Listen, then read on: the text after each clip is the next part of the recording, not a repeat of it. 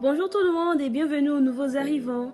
Alors aujourd'hui je défais mes mini-fils et j'en profite pour vous montrer comment bien démêler ses cheveux et éviter un maximum de casse.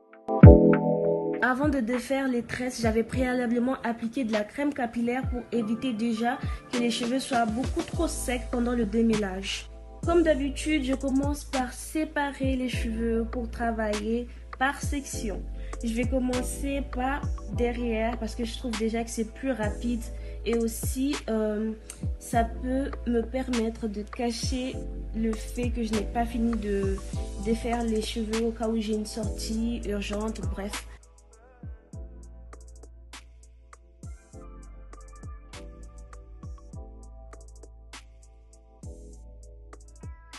Ils ont quand même pas mal évolué hein, les cheveux, car avant de commencer à réellement prendre soin, mes cheveux s'arrêtaient juste là. Bon, vous montrer tout le processus de moi qui défait les cheveux va être vraiment très long et donc nous allons vite passer au sujet qui nous intéresse, le démêlage. Alors je commence d'abord à démêler avec mes doigts pour éliminer les gros nœuds.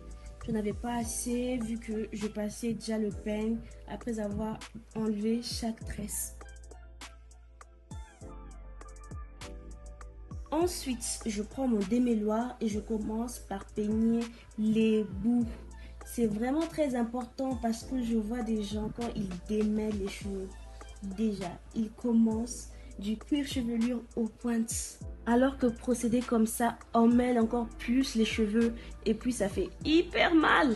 Et c'est comme ça, après avoir peigné, tu as l'impression que ton cœur il bat maintenant au niveau de ta tête et que ça chauffe. En plus, tu vas te retrouver avec une grosse touffe en main.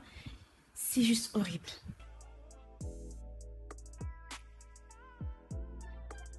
C'est pourquoi je vous conseille de commencer par les pointes et monter progressivement. Vous allez voir que le résultat sera vraiment meilleur. Regardez, là, j'utilise un petit peigne pour pouvoir démêler une grosse partie de la tête et ça passe sans problème.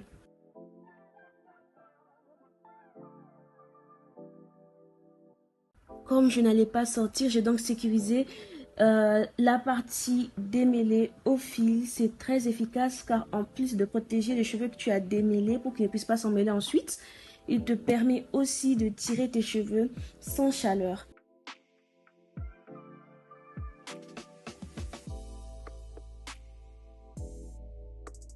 Je fais pareil sur tout le reste de la tête avant de dormir. N'oubliez pas votre bonnet en satin, sans oublier de vous hydrater. Prenez soin de vous et de vos cheveux. À plus!